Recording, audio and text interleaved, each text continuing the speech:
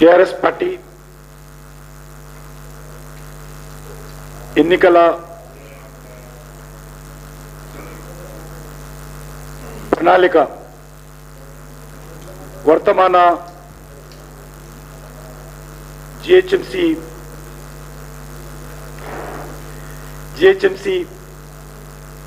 ఎన్నికలకు సంబంధించి రాష్ట్ర ముఖ్యమంత్రి ఏదైతే ప్రకటించారో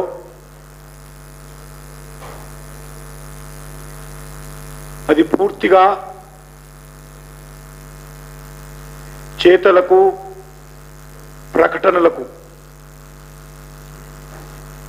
పొంతల నేలి విధంగా ఎన్నికల ప్రణాళిక ఉన్నది. గతంలో ప్రకటించినటువంటి 2016లో ఎన్నికల ప్రణాళికకు ఈ ప్రణాళికకు ఏ మాత్రం తేడా లేదు. మక్కికి మక్కి word to word, photo to photo, front page to front page, pages to pages same వారు ప్రకటించారు.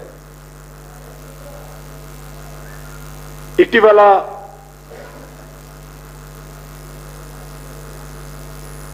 ఈ యొక్క ఎన్నికల ప్రణాళిక మీద చర్చ జరుగుతున్నప్పుడు మేమందరం ఎక్స్పెక్ట్ చేశాం, హైదరాబాద్ ప్రజలు కూడా ఎన్నికల ప్రణాళిక ప్రకటించేటప్పుడు గత ఎన్నికల ప్రణాళికలో అంశాలు ఏమేం చేశామో, కొత్తవి ఏం చేయబోతున్నామో చెప్తారని భావించాం. కానీ టిఆర్ఎస్ పార్టీ, రాష్ట్ర ముఖ్యమంత్రి కేసీఆర్ గారు అందులో ఉన్నటువంటి అంశాలు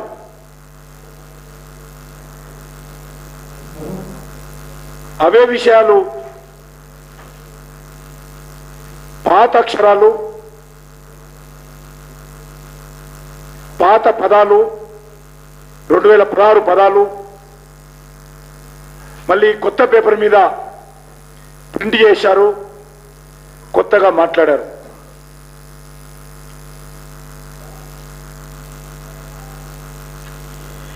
ఇది 2016 ఎన్నికల ప్రణాళిక. ఇది 2020 ఎన్నికల ప్రణాళిక. ఒక అక్షరం తగ్గింది తప్ప, కింద ఒక లైన్ తప్పించాడు తప్ప ఫోటో మారలా. ఏ సంవత్సరం మేనిఫెస్టో కూడా రాజే అప్పుడు రాయలేదు, ఇప్పుడు రాయలేదు.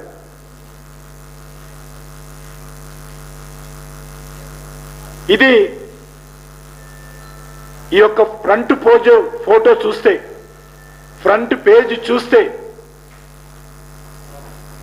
టిఆర్ఎస్ పార్టీ జిహెచ్ఎంసి ఎన్నికల మేనిఫెస్టో డొల్లతనము బయటపడుతుంది. మీరు 2 గదుల ఇల్లు అన్నారు,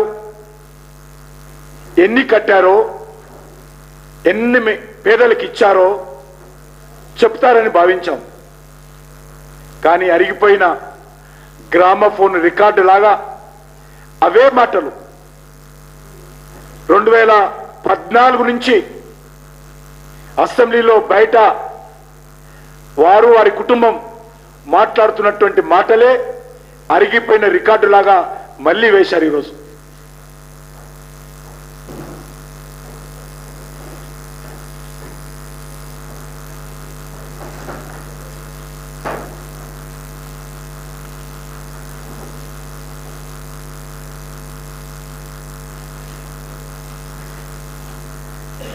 రెండు 2016లో హైదరాబాద్ ప్రజలకు ఏవైతే మేనిఫెస్టోలో హామీలు ఇచ్చారో అవే హామీలను అమలు చేయకుండా మళ్ళీ ఇందులో రాశారు,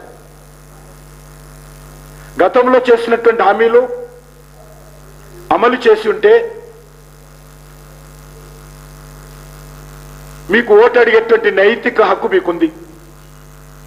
మీరు అమలు చేయకుండా అవే మళ్ళీ ఈరోజు ప్రింట్ చేసి మళ్ళీ ప్రజల ముందు పెడితే ప్రజలు జ్ఞాపక శక్తి లేదని కేసీఆర్ గారు అనుకుంటున్నారు. రాజకీయంగా కూడా ఎప్పుడెప్పుడు ఎన్నికలు వస్తాయో ఆ ఎన్నికలప్పుడు ఇతర పార్టీల మీద విరుచుక పడడము కేసీఆర్ గారి అలవాటు. ఆయన ఈరోజు చెప్పాడు,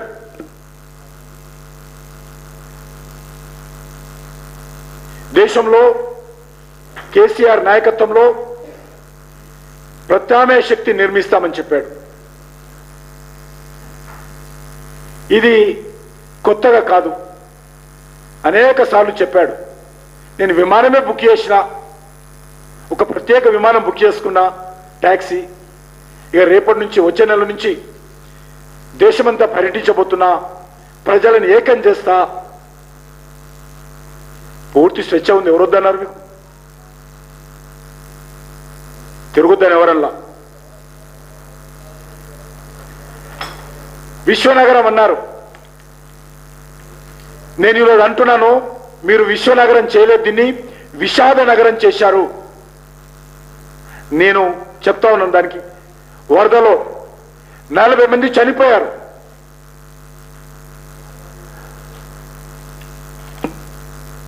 ఆరు 6,56,000 కుటుంబాలు, ఇంకా చాలా ఉన్నాయి.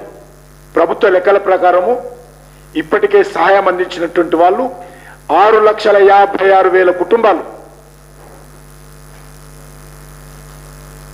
ఆ ఇళ్లకు నీళ్ళు వచ్చి ప్రజలు నష్టపోయారు. 40 మందికి పైగా అమాయకులు వరదలలో చనిపోయారు. మరి ఏ రకంగా ఇది విశ్వనగరం అవుతుందో చెప్పాలి.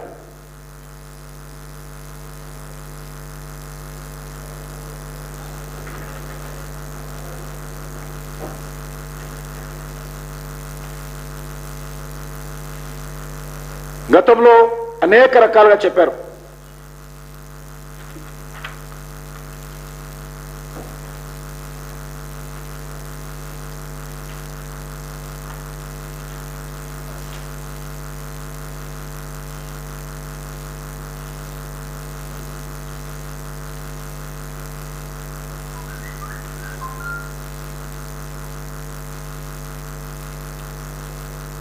సెలూన్లకు ఉచిత విద్యుత్తు, ఇది గతంలోనే హామీ ఇచ్చారు. ల్యాండ్రీలకు, దోబీఘాట్లకు ఉచిత విద్యుత్తు గతంలోనే చెప్పారు. పరిశ్రమలకు, వ్యాపార సంస్థలకు విద్యుత్ ఛార్జీల మినహాయింపు, ఇది గతంలోనే ఇచ్చిన హామీ. సినీ పరిశ్రమకు బాసట ఇప్పటికే అనేక సార్లు చెప్పారు. తాగునీటి గోస తీరుస్తామో ఎన్నిసార్లు చెప్పారో మరి వారికి కూడా తెలియదు. సమగ్ర సివరేజీ మాస్టర్ ప్లాన్ 2016లోనే గంటన్నర పాటు అసెంబ్లీలో మాట్లాడుతూ చెప్పారు ముఖ్యమంత్రి గారు. వరద నీటి నిర్వహణకు మాస్టర్ ప్లాన్ గత పాలకులను విమర్శిస్తూ, ఇది హైదరాబాద్ నగరమా, అసెంబ్లీ ముందు నీళ్లు, రాజ్భవన్ ముందు నీళ్లు, సెక్రటరియట్ ముందు నీళ్లు అని చెప్పినటువంటి ముఖ్యమంత్రి 2014లో ఈ 6.5 సంవత్సరాలలో వరద నీటి నిర్వహణకు చిన్న పని కూడా చేయకుండా మళ్ళీ ఈరోజు అదే మాట, అదే పద్ధతి, అదే అర్థం వచ్చే విధంగా మళ్ళీ ఈరోజు మాట్లాడుతూ ఉన్నారు. గోదావరితో మూసి అనుసంధానం అంటే ముఖ్యమంత్రి గారి టిఆర్ఎస్ పార్టీకి మేనిఫెస్టో తయారు చేయడానికి కూడా ఎన్నికలు తక్కువ సమయంలో వచ్చాయి కాబట్టి అవకాశం ఉన్నట్టు లేదు. పాత మేనిఫెస్టోని కొత్తగా ముద్రించి జిహెచ్ఎంసీ ప్రజల ముందు పెడుతున్నారని భావిస్తున్నాను. మెట్రో రైలు టిఆర్ఎస్ పార్టీ మెట్రో రైలుకి ఏం చేసిందో చెప్పాలి. మెట్రో రైలు అడ్డుకున్నది మీరు అధికారంలోకి వచ్చిన తర్వాత ముఖ్యమంత్రిగా. సంవత్సరంన్నర 2 సంవత్సరాల పాటు ఆలస్యంగా రావడానికి ముఖ్యమంత్రి గారు కారణం. మెట్రో రైలు అఫ్జల్గంజ్ దాటలేదు, పాతపట్నానికి వెళ్ళలేదు. పాతపట్నం ప్రజల మీద ముసలి కన్నీరు కారుస్తున్నారు ముఖ్యమంత్రి గారు. మెట్రో రైలుకు దూరం చేసింది మీరు కాదా? మీ మిత్రపక్షమైనటువంటి మజ్లిస్ పార్టీ కాదా? సవాల్ చేస్తా ఉన్నాను నేను. ఎందుకు ఓల్డ్ సిటీలో మెట్రో రైలు తీసుకురాలేదు? మీరు పాత నగర ప్రజలను ఓట్లు అడిగేటువంటి నైతిక హక్కు టిఆర్ఎస్ కు మజ్లిస్ పార్టీకి ఉందా? ఈరోజు చెప్పాలా. ఈరోజు 3,500 కోట్లు ఎల్ఎన్టీ ముఖ్యమంత్రి గారు మెట్రో పనులు ఆపిన కారణంగా ఎల్ఎన్టీ నష్టపోయిందని, ఆ నష్టాన్ని చెల్లించాలని మెట్రో ఉత్తరం రాసిన విషయం వాస్తవం కాదా? నీతులు వల్లిస్తా ఉన్నారు. ఎంఎంటీఎస్ నేను పదే చెప్తా ఉన్నాను, మళ్ళీ ఈరోజు చెప్పారైనా. ఎంఎంటీఎస్ విస్తరణ అగ్వకే ప్రయాణం. మాటలతో ఎంఎంటీఎస్ విస్తరణ కాదు. ఎంఎంటీఎస్ రైల్వే చేస్తుంది. కొంత రాష్ట్ర ప్రభుత్వం కూడా తమ వాటా ధనము చెల్లించాలి. కానీ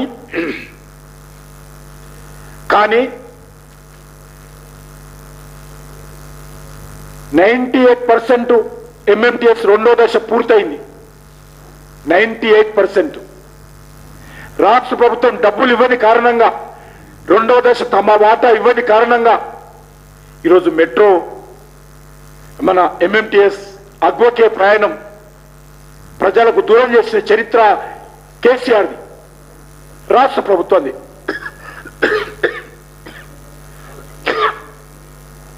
రాష్ట్ర ప్రభుత్వంది అగ్వకే ప్రయాణం ఏదవుతున్నదో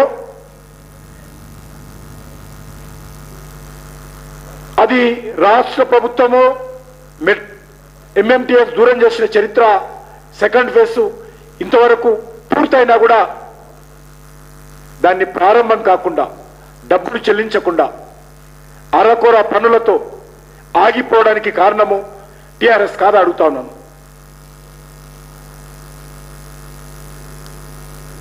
రీజనల్ రింగ్ రోడ్డు వేయాలని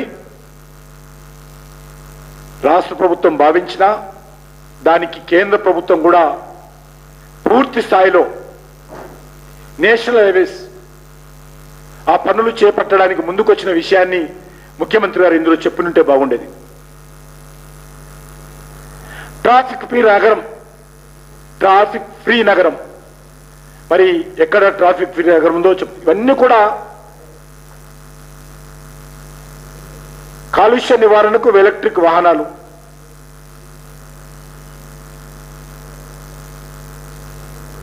ఈరోజు ఏ ఒక్కటి కూడా ఇందులో కొత్తవి లేవు. పేదింటి సొంతింటి కళ సాకారం చేస్తాము.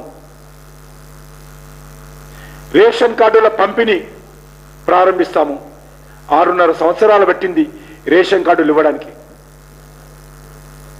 ఒక్క రేషన్ కార్డు ఈ 6.5 సంవత్సరాల్లో ఇవ్వడానికి ఏ బడ్డొచ్చిందో చెప్పాలి కేసీఆర్ గారు. ఎందుకు ఒక రేషన్ కార్డు పేద ప్రజలకు ఈ 6.5 సంవత్సరాల్లో ఇవ్వలేదో చెప్పాలి. ఈరోజు ఏ మొక్కం పెట్టుకొని మీరు కొత్తగా ఇస్తామంటున్నారు? ఎందుకు ఈరోజు అడ్డుకున్నారు? అనేక విషయాలు గతంలో చెప్పారు. ఏ ఒక్కటి కూడా ఈరోజు అమలు చేయలేదు.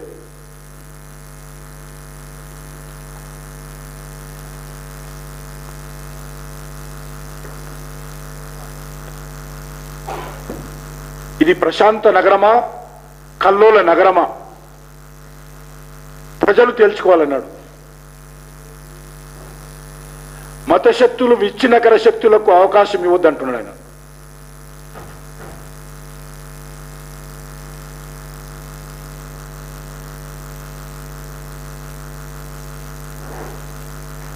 ఈ రాష్ట్రానికి, ఈ దేశానికి ఆయన ఒక దిశ దశ చూపిస్తారట. డాక్టర్ బాబాసాహెబ్ అంబేద్కర్ అందరికీ హక్కు అధికారం ఇచ్చాడు.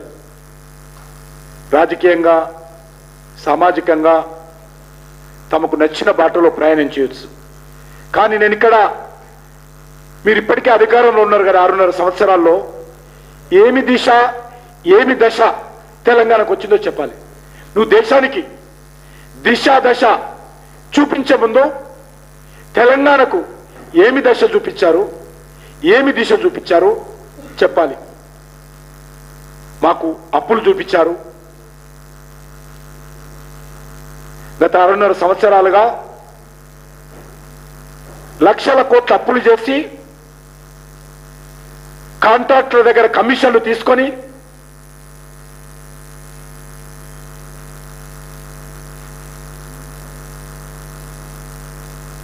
హైదరాబాద్ కానీ, తెలంగాణ రాష్ట్రం కానీ పూర్తిగా అప్పుల రాష్ట్రంగా మార్చిన చరిత్ర టిఆర్ఎస్ పార్టీది. దిశ దశ ఉంది. దిశ కానీ దశ కానీ కల్వకుంట్ల కుటుంబమే. ఇంకో దశ లేదు, ఇంకో దిశ లేదు. ఏ దిశకు వెళ్ళినా, ఏ దశ వెళ్ళినా నేను, మా కుటుంబం, నేను, నా కుటుంబం, నేను, మా కల్వకుంట్ల కుటుంబం. ఇదే కదా మీ దిశా దశ. సంపద సృష్టించే ప్రభుత్వం రావాలన్నారు ఆయన. కానీ ఇటీవలైనా చూశాం, వరద సహాయాన్ని పంపిణీ చేసే కార్యక్రమంలో కూడా దోచుకున్నారు. ఈరోజు నేను పాదయాత్ర చేస్తా ఉంటే బస్తీలలో, సార్ నాకు 10,000 ఇచ్చి 7,000 తీసుకున్నారని కొంతమంది, 5,000 వెనుక తీసుకున్నారు కొంతమంది.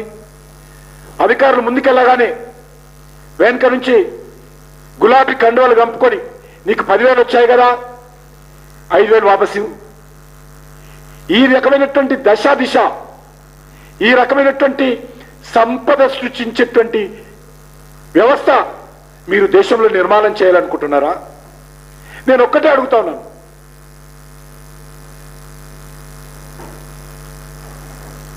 మీరు 6.5 సంవత్సరాలుగా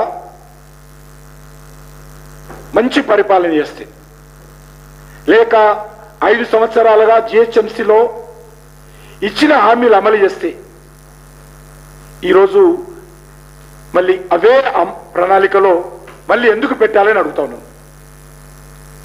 అవే విషయాలు ఎందుకు పెట్టాలి? కొత్త తాయిలాలు ఎందుకు ప్రకటించాలి? ఎన్నికల ప్రకటనకు ముందు తాయిలాలు, ఎన్నికలు వచ్చిన తర్వాత మధ్యలో తాయిలాలు ప్రకటించారు ప్రణాళికలు. మీకు మీద, మీరు చేసిన పని మీద మీకు విశ్వాసం లేదు. There is no confidence on his own government performance in GHMC or Telangana. మీ పర్ఫార్మెన్స్ మీద మీకు కాన్ఫిడెన్స్ లేదు. మీరేమి చేయలేదని ఒప్పుకుంటున్నారు. పరోక్షంగా, ప్రత్యక్షంగా అదే ఎన్నికల ప్రణాళికను ప్రకటించి మీరు చేయలేదు కాబట్టే ఈరోజు ప్రజలు మార్పు కావాలని కోరుకుంటున్నారు. మీరు మోసం చేశారు కాబట్టే, మీరు ఇచ్చిన హామీలు అమలు చేయలేదు కాబట్టే ప్రజలు దే వాంట్ చేంజ్.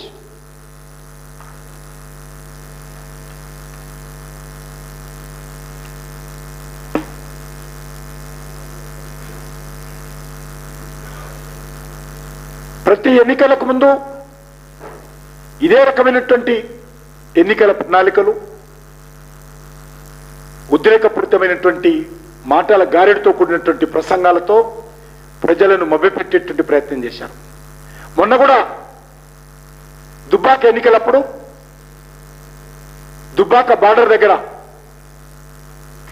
దుబ్బాక ప్రజలను పిలిచి, దుబ్బాక ఓటర్లను పిలిచి, దుబ్బాక బార్డర్ దాటించి దుబ్బాక నియోజకవర్గేతర ప్రాంతంలో 2 సభలు పెట్టాడు. ఆయన 2 గంటలు మాట్లాడాడు. ఎన్నికల ప్రసంగంలో 2 గంటలు మాట్లాడాడు. భారతీయ జనతా పార్టీ పైన విషం గక్కాడు. కానీ దుబ్బాక ప్రజలు తెలంగాణ సాధన ఉద్యమం ద్వారా చైతన్యమైనటువంటి ప్రజలు మీ మాటలు, మీ గారడి స్వయంగా చూసి విని వాస్తవాలు తెలుసుకున్నారు. కాబట్టే ఈ మాటలు నమ్మకుండా కేసీఆర్ మాటలింతే, కేసీఆర్ చేతలింతే, కేసీఆర్ మాటలు కోటలు దాటుతాయి తప్ప చేతలు ఫామ్ హౌస్ దాటవు, ప్రగతి భవన్ దాటవు అనేటువంటి నమ్మకానికి వచ్చారు. కాబట్టే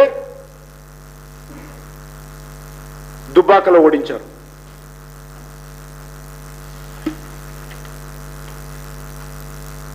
నేను ఒకటే అడుగుతా ఉన్నాను.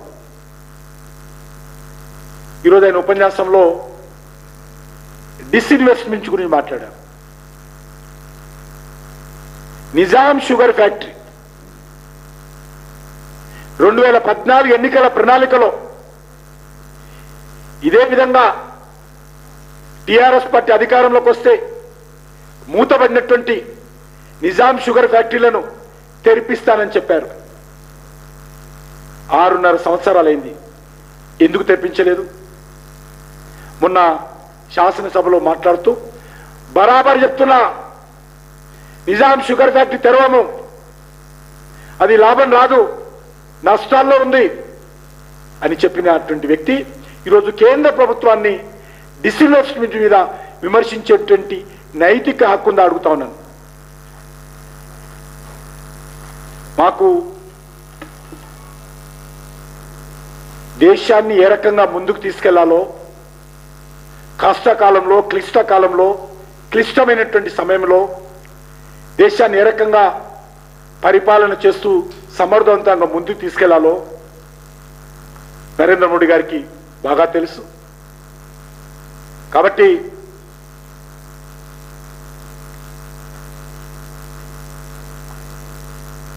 ఈ యొక్క ఎన్నికల ప్రణాళిక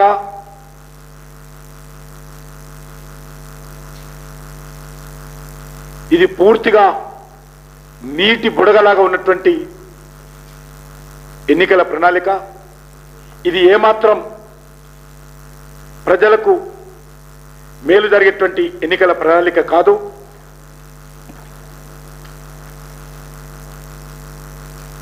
గ్రేటర్లో 67,000 కోట్ల రూపాయలు ఖర్చు పెట్టి అభివృద్ధి చేశామంటున్నారు. ఎక్కడ అభివృద్ధి జరిగిందని అడుగుతా ఉన్నాను. మెట్రో మీకు సంబంధం లేదు,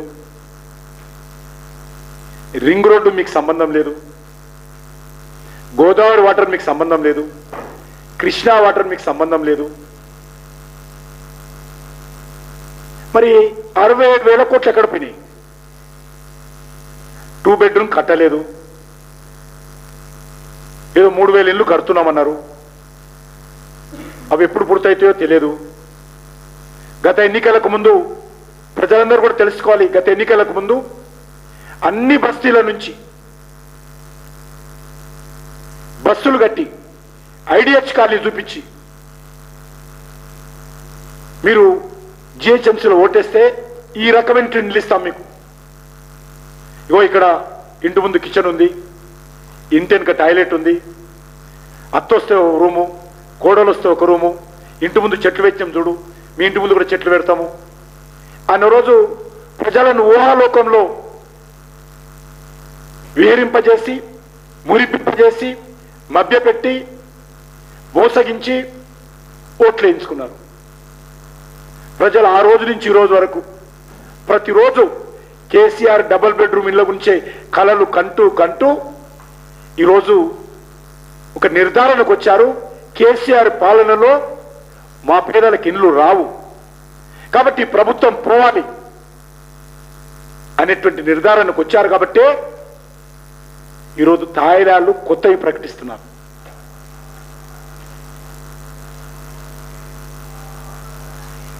బీజేపీ వ్యతిరేక శక్తులపై ఏకం చేసి యుద్ధం చేస్తారట.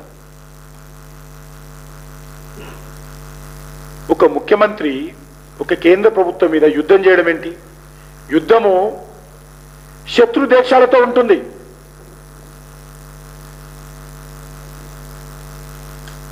కాబట్టి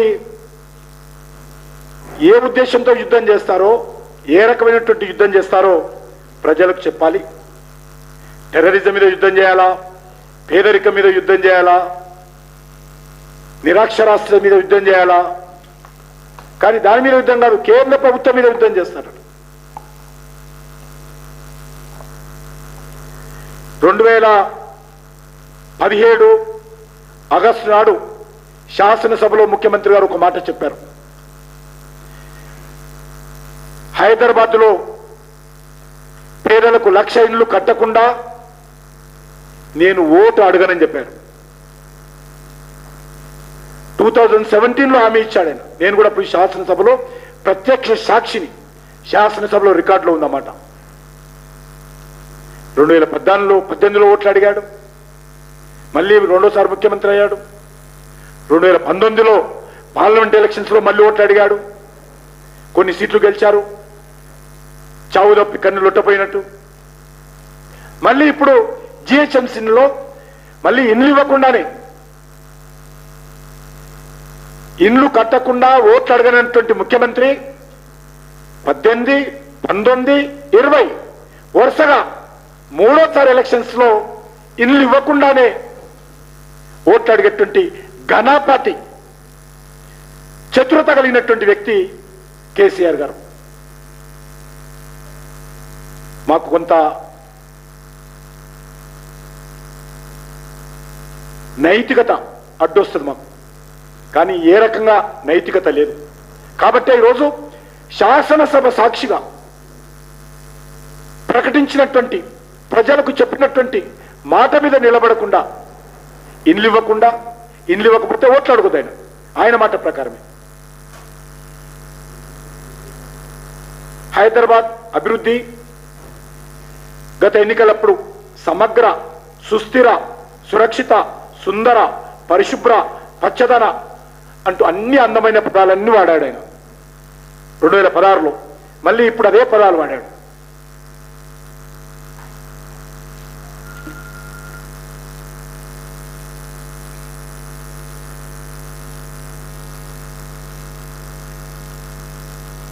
ఒక మాట అన్నాడు, మేనిఫెస్టో వాగ్దానాల చిట్ట కాదు, హైదరాబాద్ ఉజ్వల భవిష్యత్తుకు దిక్సూచి అని చాలా అద్భుతంగా 2016లో రాశారు.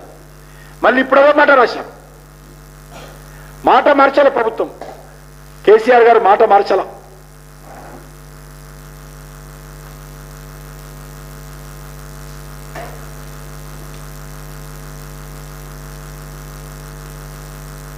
పౌర భాగస్వామ్యం చేస్తాము, నిపుణుల కమిటీ వేస్తాము, సిటిజన్ చార్టర్ ఏర్పాటు చేస్తాము, అన్ని గొప్పలు చెప్పి ఆచరణలో మాత్రం ఏమాత్రం చూపించలేకపోయారు. జలాశయాల గురించి అప్పుడు చెప్పారు, ఇప్పుడు చెప్పారు, కానీ ఎక్కడ కూడా జలాశయాలకు సంబంధించి హైదరాబాద్ ప్రజలకు ఉపయోగం రాలా.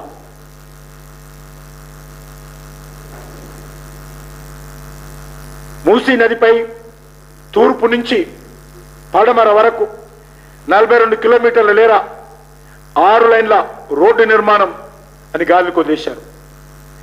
ఇలా అనేక విషయాలు చెప్పచ్చు. ఏ ఒక్కటి కూడా లాస్ట్ మేనిఫెస్టోలో 3500 కిలోమీటర్ల పొడవైన మురుగునీటి వ్యవస్థను ఆధునీకరిస్తామని 2016లో చెప్పారు. మళ్ళీ గ్రామఫోన్ రికార్డు లాగా ఈ ఎలక్షన్స్ లో కూడా అదే మాటను మరి పునరుద్ధరించి తెచ్చారు. కాబట్టి నేను ప్రజలను కోరుతా ఉన్నాను, కేసీఆర్ గారు మాట మీద నిలబడే వ్యక్తి కాదు అనే విషయము అనేక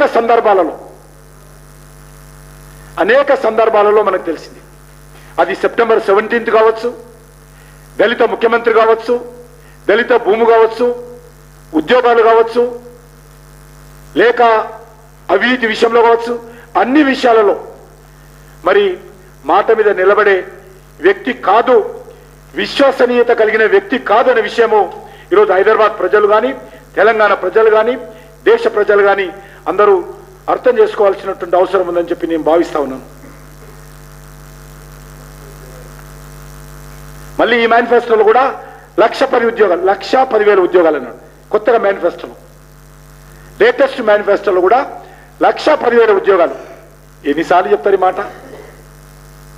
6 ఏళ్ల నుంచి చెప్పిన మాట శాసనసభలో, బయట పబ్లిక్ మీటింగ్లలో చెప్పిన మాటనే చెప్తా ఉన్నారు.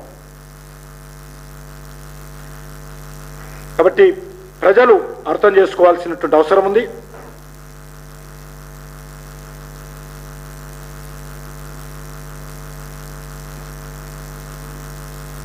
ఈ ఎన్నికల్లో ప్రజలు ఒక నిర్ధారణకు వచ్చారని భావిస్తున్నాం. అది ముఖ్యమంత్రి గారు కూడా అర్థమైనట్టుంది. అందుకే మళ్ళీ కొత్త తాయిలాలు ప్రకటించేటువంటిది మళ్ళీ ఆయన ఇందులో అమలు చేసేటువంటి ప్రయత్నం చేస్తా ఉన్నారు.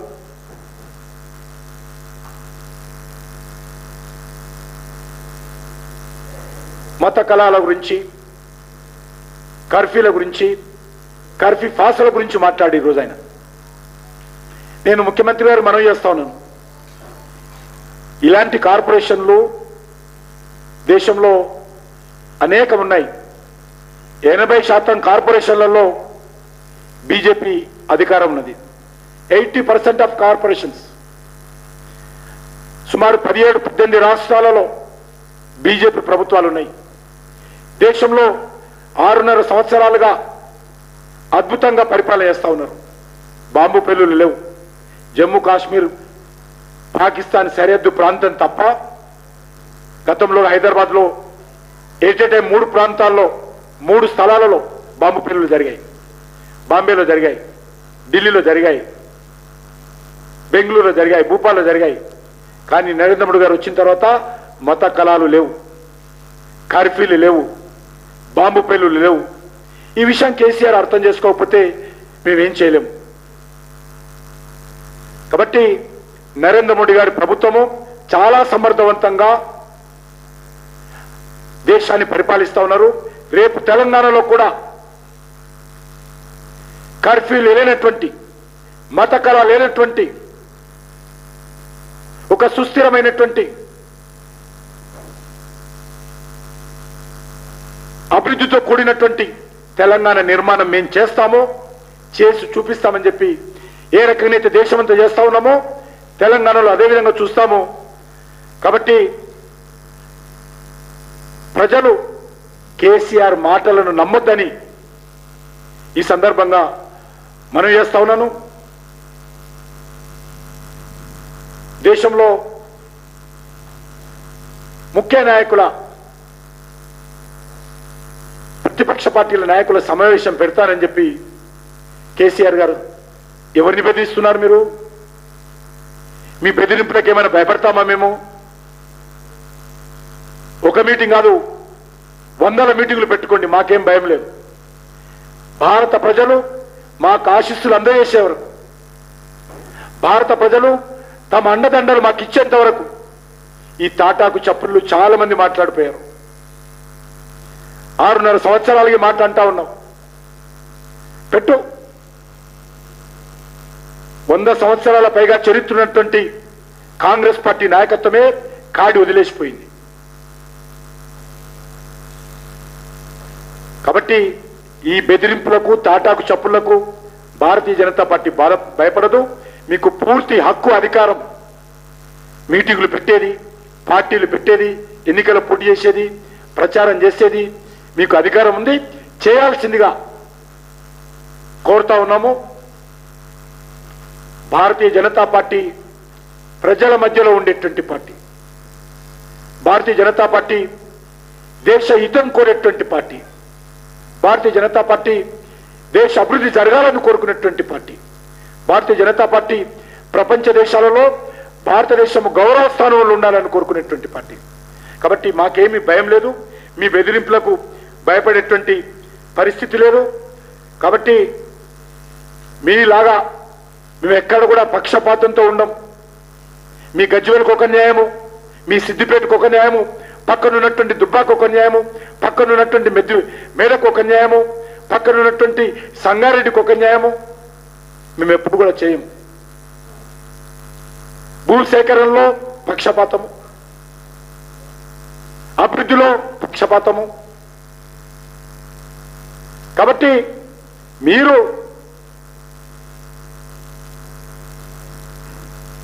వివక్షతతో పరిపాలన చేస్తున్నారు. నరేంద్ర మోడీ గారు అది కాంగ్రెస్ పరిపాలిత రాష్ట్రం కానీ, అది కమ్యూనిస్టు పరిపాలిత రాష్ట్రం కానీ, అది మరో పార్టీ పరిపాలిత రాష్ట్రం కానీ, అన్ని రాష్ట్రాలను సమదృష్టితో సబ్కా సాత్ సబ్కా వికాస్ సబ్కా విశ్వాస్ అనేటువంటి సిద్ధాంతం భారతీయ జనతా పార్టీ ప్రభుత్వం పనిచేస్తుంది.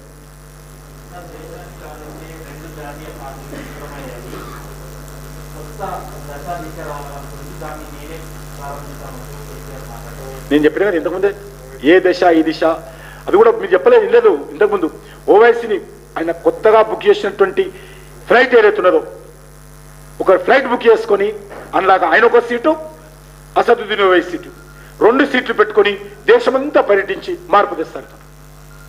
అదే నన్ను అడిగింది, అది చేయమని చెప్పండి, నేను చేయమంటున్నాను. ఓవైసీని పక్కన కూర్చుని పెట్టుకొని మార్పు తెస్తారట. 15 నిమిషాల సమయం ఇవ్వంటే మాకు ఈ దేశంలో 100 కోట్ల మంది భారతీయులను సంగతిలో చూస్తామన్నటువంటి వ్యక్తులు పక్కన కూర్చుని పెట్టుకొని మాకు నీతులు చెప్తారు.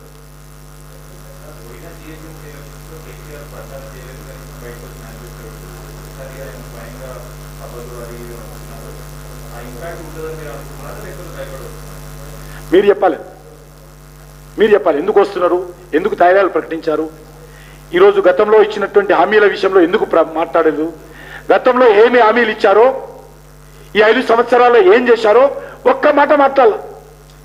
ఒక్క మాట.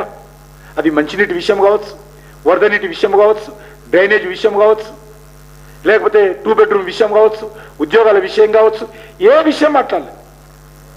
ప్రింట్ చేసి హైదరాబాద్ ప్రజల ముఖాన కొట్టాడు. ఇది ఈ మేనిఫెస్టో దయచేసి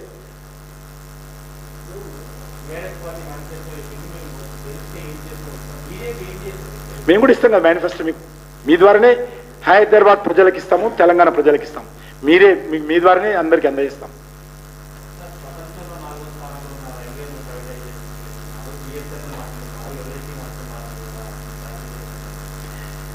బిఎస్ఎన్ఎల్ మేము వచ్చినాక నష్టాలు లేదు. కేంద్ర ప్రభుత్వం ఇటీవల కూడా మరొక 25,000 కోట్ల రూపాయలు బిఎస్ఎన్ఎల్కి ఇచ్చింది. ప్రైవేటైజ్ చేయాల 25,000 కోట్ల రూపాయలు 3 నెలల క్రితం ఇచ్చి బిఎస్ఎన్ఎల్ ఆదుకునేటువంటి ప్రయత్నం చేస్తూ ఉన్నాం. బిఎస్ఎన్ఎల్కి అనేక రకాల ఇతర కార్యక్రమాలు మేము అందించి దాన్ని నిలబెట్టేటువంటి ప్రయత్నం చేస్తున్నాం. అదేవిధంగా రైల్వే ప్రైవేటీకరణ ఎక్కడ లేదు. ప్రజలను కేసీఆర్ తప్పుదారి పట్టిస్తున్నారు. మీరు హైదరాబాద్లో అనేక రకాలుగా రోడ్లు వేయడము, రోడ్లు మెయింటెనెన్స్ కూడా ప్రైవేటైజ్ చేశావే, ఎందుకు చేసావో చెప్పాలి. హైదరాబాద్లో నగర నడిబొడ్డున ఉన్నటువంటి రోడ్ల లేయింగ్, మెయింటెనెన్స్ ప్రైవేటైజ్ చేశావు కదా, ఎందుకు చేశారో చెప్పాలి మరి కేసీఆర్. ఈరోజు స్ట్రీట్ లైట్లన్నీ కూడా కేంద్ర ప్రభుత్వానికి ఇచ్చాడు కదా, ఎందుకు ఇచ్చాడు మరి. టోటల్ స్ట్రీట్ లైట్స్ హైదరాబాద్లో ఈరోజు సెంట్రల్ గవర్నమెంట్ ఏజెన్సీస్ నిర్వహిస్తూ ఉన్నాయి. ఎస్టాబ్లిష్మెంట్ కానీ, ఫిక్సింగ్ కానీ, మెయింటెనెన్స్ కానీ సెంట్రల్ గవర్నమెంట్ చేస్తూ ఉంది.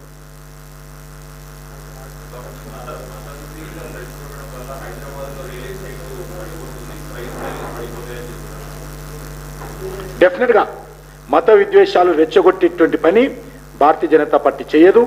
ఏదైనా చేస్తే గీస్తే ఆయన పక్కన కూర్చున్నటువంటి, ఆయన కుడి పక్కన కూర్చున్నటువంటి ఒక సోదరుడు, ఎడవ పక్క కూర్చున్నటువంటి ఒక సోదరుడు, వాళ్ళనే అడగాలి. ఆయన వాళ్ళని బయటికి పంపించి అడిగితే నేను జవాబు చెప్తాను.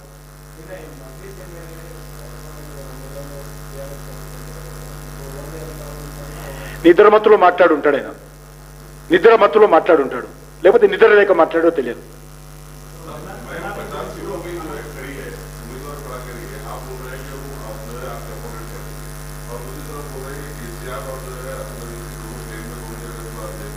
मैं बोला वो बोला भाई, मैं थोड़ी बोला हूं, केसीआर बोला वो बात. मैं फ्लाइट बुक कर रहा हूं, उस फ्लाइट में मैं बैठूंगा, मेरा दोस्त असदुद्दीन ओवैसी बैठेंगे, देश में घूमेंगे, जनता को एकत्रित करेंगे, भारतीय जनता पार्टी को हराएंगे. वो बोला, मैं थोड़ी बोला हूं भाई. वो लोग दोनों भाई जाके केसीआर से प्रगति भवन में बैठ के चर्चा करके एक अंडरस्टैंडिंग हुआ है. वो अंडरस्टैंडिंग जैसा होना चाहिए, वो अंडरस्टैंडिंग से सबसे लड़ रहे हैं. मैं क्या करूं उसमें? 26 అనుకుంటున్నాము ఈరోజు నిర్ణయిస్తాము. వీళ్ళ మేనిఫెస్టో వచ్చినాక పెడదామని ఆగాము.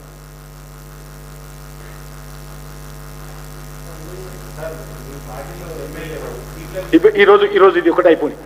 ఈరోజు ఒక్కసారి వదిలేనండి దయచేసి. అందరికీ ధన్యవాదాలు.